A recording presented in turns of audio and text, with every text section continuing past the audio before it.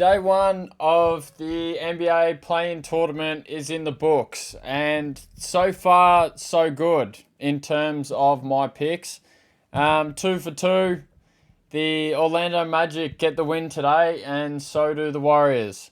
The Warriors game, obviously, to a lot of fans, was a lot more exciting. It had a lot more.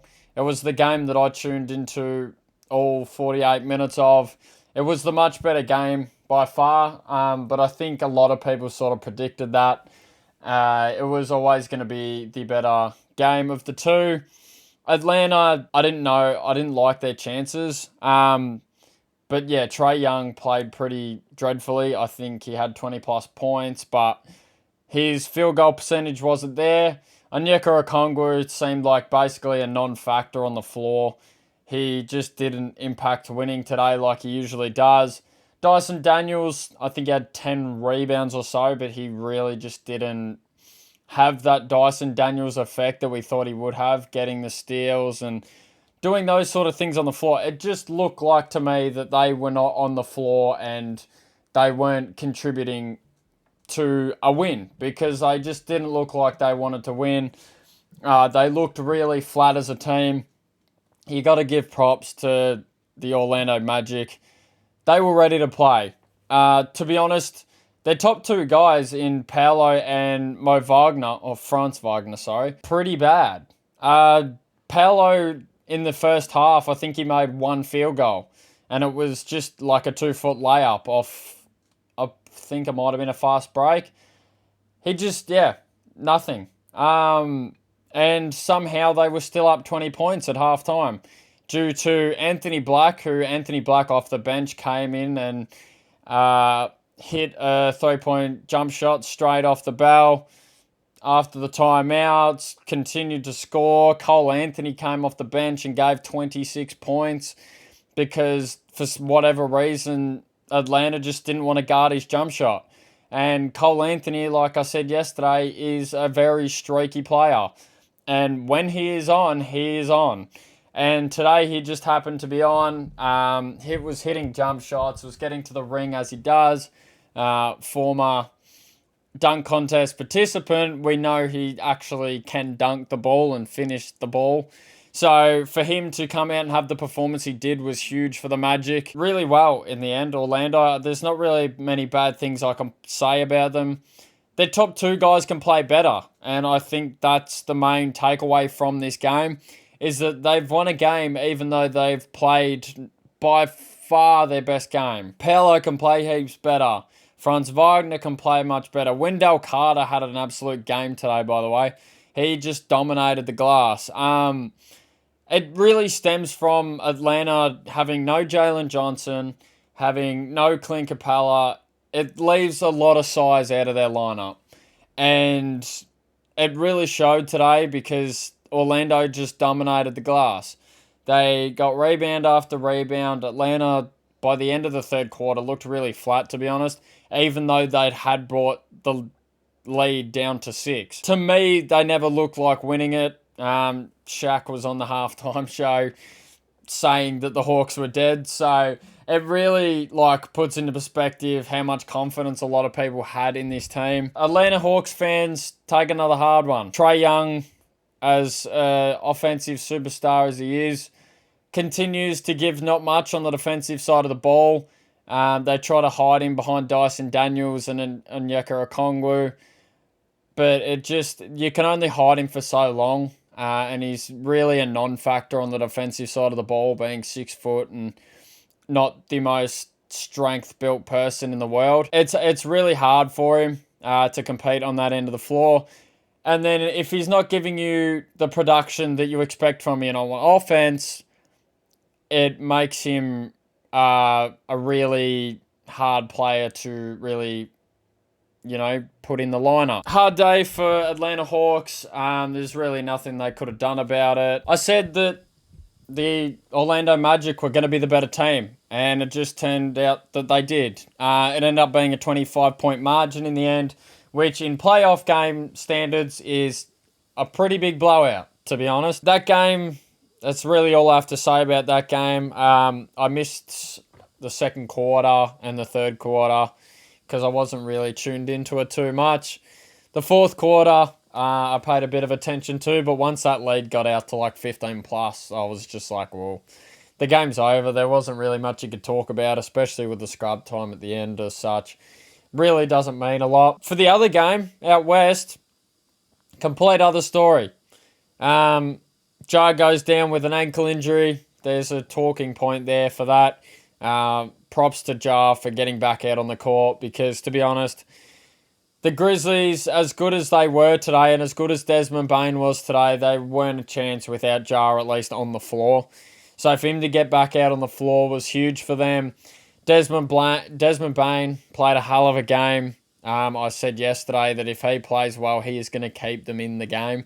And he has done just that. 30 plus points. Every time I saw him shoot the ball, it was like it was going to go in. The only two shots I reckon I saw Desmond Bane miss from three was when they were like from 35 feet out. So it was one of those games for Desmond. Jaren Jackson, decent game from him. 18 points. He played, well in terms of Jaren. It just, for me in the fourth quarter, Jaren just disappeared. He was pretty much a non-factor. I think he took like one shot and it was over. It was a running hook on Quinton Post. And other than that, he basically was nowhere to be seen. On the Warriors side of things, Steph Curry, Jimmy Butler. That's basically all I have to say. 38 points for Jimmy with 6 rebounds, 7 assists or something. Steph Curry, 37 points, timely buckets. They both had everything, and it looked like one of those games where those two in harmony were not going to let us lose. And if they play like that throughout, the whole stretch and continue to play in the playoffs as they did today, I do see us potentially giving Houston a run for their money in that series. But I will get sort of closer onto that series later on before the playoffs start.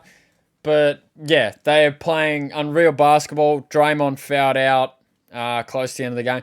By the way, fourth quarter officiating was some of the worst officiating I've seen in quite a while. That Brandon Podziemski block was the most ridiculous call I've ever seen in a clutch time playoff game.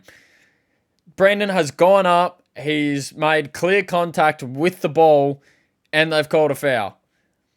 It wasn't even that. There's the foul on Kevon Looney when they were going for a rebound. Foul on Zach Edey apparently because of his arm. And the worst one of all, the foul that basically put Draymond out of the game. Zach Edey is grabbing Draymond by the face for a rebound, and for some reason, whatever, it's marginal contact.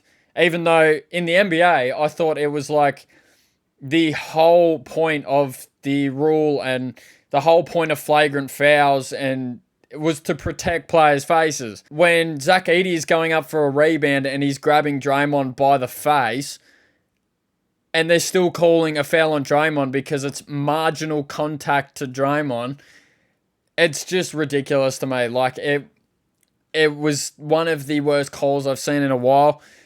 I'm happy for it to stand, but the fact that they've come out onto the media player and said that it was marginal contact to the face is just, like, to me, it's insane. It blew my mind, to be honest.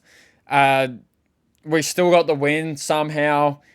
The Grizzlies had every chance to win that game, especially after that foul call, and Scottie Pippen Jr. actually missed the layup, missed one of the free throws, and that was sort of the reason why we won the game.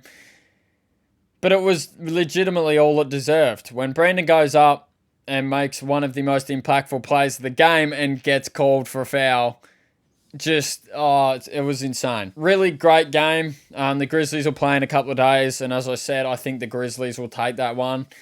I really hope Jar's health is okay in a couple of days' time because he looked really uncomfortable with that ankle, especially like going into the fourth quarter. For the first half of that stint that he had on the floor, he was still hobbling after every explosive action. So I hope Jar's back to okay in a couple of days. I think the Grizzlies, regardless, if you had 50% a jar, will beat whoever comes out of that game tomorrow. Zach Edey, as good of a rebounder as he was today, offensively was a non-factor. Defensive scheme on Zach Edey was so good. Like, every time he seemed to catch the ball, 6'6" Draymond was not a problem against him. Like, Zach Edey did not threaten the ring at all. He didn't attack the ring probably as much as he should have with a 6'6" guy on him. It's just a testament to Draymond and how good he is as a defender. He just impresses people time and time again. Fouled out today with 4 minutes left or whatever it was, but by that time, I was confident enough in the guys, especially Steph closing the game like he did. I was confident enough, but we just played unreal. Gary played great minutes. Kevon, when he was on the court, had a couple of sort of questionable moments, but for the most part, played really well. Brandon had an off game today. Brandon really didn't do a ton in terms of like scoring the ball as such. Quinton Post played really well. I'm expecting to see Quinton Post minutes continuing in the playoff run. Playing good basketball, shooting the ball at a decent clip. Today he was getting at the ring and he was also playing reasonable defense. And the defensive side of the ball for him is the thing that he majorly has to improve on. But if he can improve on that throughout the playoff run and at least get 10-20% better, is going to change a lot for us down the stretch. Because we know what he's going to do on the three-point line on the offensive side of the ball. But if he's able to stay in front of those other tall 7-foot dudes, it will make the luxury for Draymond so much easier. That's really all the recap I have today. I sort of want to make the video a little shorter than most because, to be honest, it was only 2 games of basketball. Got another 2 games of basketball tomorrow. Exact same times. They're knockout games tomorrow, so if you lose, you're going home. Excited for those ones tomorrow. See what sort of action we get out of them. I'm hoping for 2 good games. I'm hoping there isn't a half blowout like there was today. But other than that, if you guys made it this far, I appreciate you guys watching. The videos during the playoffs, I'm hoping are going to start to go off because it is the best time for basketball and we all know it, and it's going to be at an all-time high. I will see you guys tomorrow with another recap of the 2 games tomorrow. We can talk about the elimination teams and what's next for them. And other than that, I will see you guys then. Thank you, guys.